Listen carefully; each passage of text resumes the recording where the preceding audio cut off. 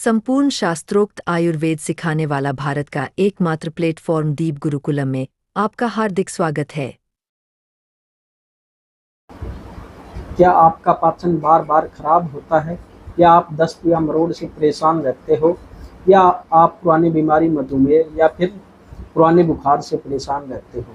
तो आज के वीडियो में हम बात करने वाले हैं एक ऐसी आयुर्वेदिक औषधि के बारे में जो इन तीनों का समाधान लेकर आती है, जिसे आयुर्वेद में इंद्रियव के नाम से जाना जाता है या फिर इसे कटु इंद्रियव भी कहते हैं।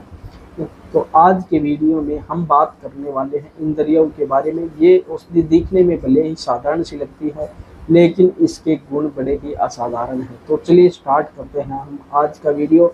तो हम बात करने वाले हैं आज के वीडियो में इंद्रियों के बारे में। सबसे पहले हम बात करते हैं कि आज के वीडियो में हम किन किन टॉपिक के ऊपर चर्चा करने वाले हैं। देखिए, सबसे पहले हम बात करेंगे आयुर्वेदिक परिचय के बारे में। दूसरी इसके बाद होगी रस, गुण, वीर्य, विपाक और प्रभाव, क्योंकि किसी भी औषधि की ये सारी चीज़ें देखनी हमें बहुत ही ज़्यादा ज़रूरी होती है आयुर्वेद में। तीसरा है उपयोग कैसे करना, उपयोग करने का सही तरीका क्या है, क्योंकि किसी भी औषधि को उपयोग करने का सही तरीके पर ही निर्भर करता है कि वह औषधि किसी भी बीमारी को किस प्रकार से कितनी शीघ्रता से ठीक कर पाती है, कौन कौन सी बीमारियों में किस तरह से प्रयोग करना है और किन लोगों को सेवन करना चाहिए, किन लोगों को इससे बचना चाहिए। यानी कि किसी भी औषधि को वैसे गलत प्रकार से यदि सेवन कर लिया या फिर अन्य किसी औषधि के साथ सेवन कर लिया तो उसके साइड इफेक्ट भी हो सकते हैं। तो उन सारी बातों के ऊपर हम आज के वीडियो में चर्चा करने वाले हैं। तो चलिए अगले स्लाइड पे चलते हैं। सबसे पहले देखते हैं कि इंद्रियों का आयुर्वेदिक परिचय। इंद्रियों को संस्कृत में कुटुजा बीजा के नाम से जाना जाता है, शाक बीजा और कुटुजा फल भी कहा जाता है। इसे कुटज के बीजों के रूप में जाना जाता है, इसीलिए इसका नाम कुटुजा बीजा पड़ गया। और यह विशेषता अतिसार यानी दस्त, रक्ताश्य, ग्रहणी और मधुमेह में प्रयोग किया जाता है। चरक संहिता, सारंगधर संहिता और भावप्रकाश निघंटों में इसके अनेक प्रयोगों का वर्णन मिलता है। आगे है इसके रस, गुण, वीर्य, विपाक और प्रभाव के बारे में हम चर्चा करते हैं। रस, कटु यानी कि इसका तीखा रस है, तिक्त और कड़वा रस है। दो रस इसमें होते हैं, कटु और तीखा, और तिक्त यानी कि कड़वा रस। दूसरा इसके जो गुण है, लघु हल्की होती है, रुक्ष सूखी शुष्क यानी शुष्क होती है, शीतल ठंडी प्रकृति की होती है। विपाक यानी कि पचने के बाद में जो शरीर पर इसका प्रभाव पड़ेगा वो तीखा रस के रूप में इसका प्रभाव पड़ेगा। प्रभाव जो इसके हैं, अतिसार नाशक है, दस्तनाशक है, कृमि नाशक, कीड़े वगैरह के शोथ और सूजन में दाह है, सामक है, मधुमेह हर है, कफ और पित्त नाशक है। ठीक ना, तो ये सारी चीजें के ऊपर इसका प्रभाव है। आगे है दोषों पर क्या प्रभाव पड़ेगा। कफ और पित्त का शमन करता है, यानी कि कफ और पित्त से संबंधित जिनको बीमारियां हैं उनको इंद्रियों का यानी सेवन कर सकते हैं।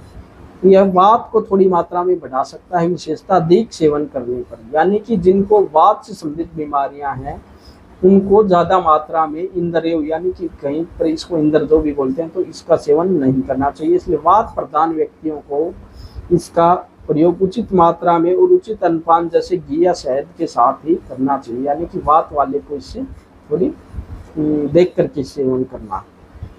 आगे है उपयोग करने का सही तरीका क्या है।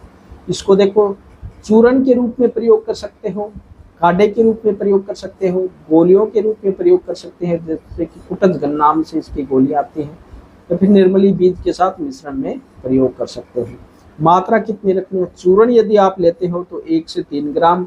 बाकी है व्यक्ति के बल पर भी डिपेंड करता है कि व्यक्ति कैसा है, कमजोर है, अच्छा है दिखने में, मतलब अच्छा तगड़ा व्यक्ति है तो उसको ज़्यादा मात्रा भी चल सकती है।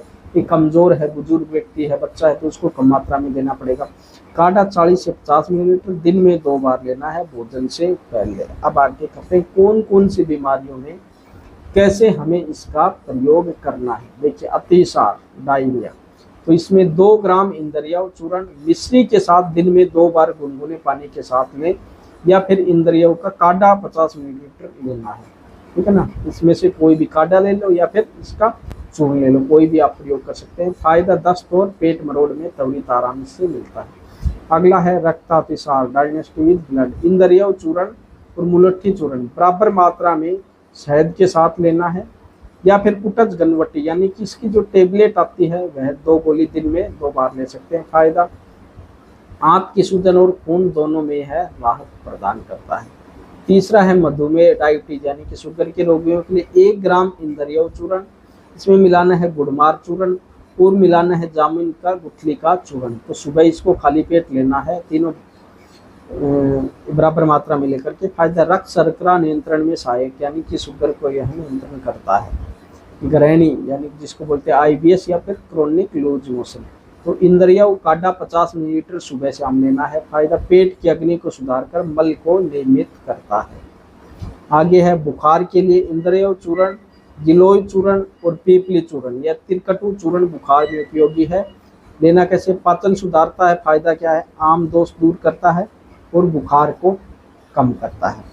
आगे चलिए और चलते हैं। तो आगे है इंद्रियों का उपयोग करते समय क्या सावधानियां हमें रखनी चाहिए। तो गर्भवती जो महिलाएं हैं वो, तो 5 वर्ष से छोटे जो बच्चे हैं और बहुत शुष्क शरीर या वात वर्दी वाले जो रोगी हैं, यानी कि गर्भवती महिलाएं, 5 वर्ष से छोटे बच्चे और बहुत शुष्क यानी कि कमजोर शरीर, तो फिर वात वर्दी वाले रोगी जैसे लोगों को, जैसे जोड़ों का दर्द हो, कमजोर, ये सब वात के से संबंधित रोग हैं वाले लोगों को इसका सेवन नहीं करना चाहिए। ठीक है, नहीं, इनको नहीं करना। अब सावधानियां हमेशा ताजी औषधि का ही हमें प्रयोग करना है। ये तो सभी को कि कोई भी औषधि हो, ताजी औषधि ही हमें अच्छी देख परख के प्रयोग करनी चाहिए, तभी उसके अच्छे रिजल्ट हमें मिलेंगे। लंबे समय तक प्रयोग करने से पहले वैद्य की सलाह जरूर लें। किसी भी औषधि को लंबे समय तक प्रयोग करना हो तो सावधानियाँ रखनी पड़ेगी। यदि दस्त बहुत अधिक हो जाए तो वात लक्षण बढ़े तो सेवन बंद कर दे। ठीक है ना, तो ये सावधानियाँ आपको रखनी है। तो ये कुछ बातें थी जो कि इंद्रियों का प्रयोग करते वक्त हमें सावधानियाँ रखनी है, और इसके जो रसगुण वीर्य उपाय और कौन इसका प्रयोग कर सकता है और कैसे प्रयोग कर सकता है, ये बातें हमने आज के वीडियो में जानी। तो इसके अलावा यदि आपका कोई भी क्वेश्चन हो तो आप लोग हमें कमेंट बॉक्स में बेझिझक लिख सकते हो, और आप भी इस आयुर्वेद के ज्ञान के प्रचार में सहयोगी बन सकते हो। इन वीडियो को लाइक व शेयर करके ज़्यादा से ज़्यादा इन वीडियो को शेयर करें, ताकि आयुर्वेद के ज्ञान का भी प्रचार हो सके, है ना, और हमें भी थोड़ा सपोर्ट मिल सके, ताकि हम लगातार आपके लिए और भी बेहतरीन कंटेंट ला सकें। ठीक है, तो दोस्तों मिलते हैं अगले वीडियो में कुछ नई जानकारियों के साथ। तब तक बने रहेगा हमारे साथ। जय हिंद।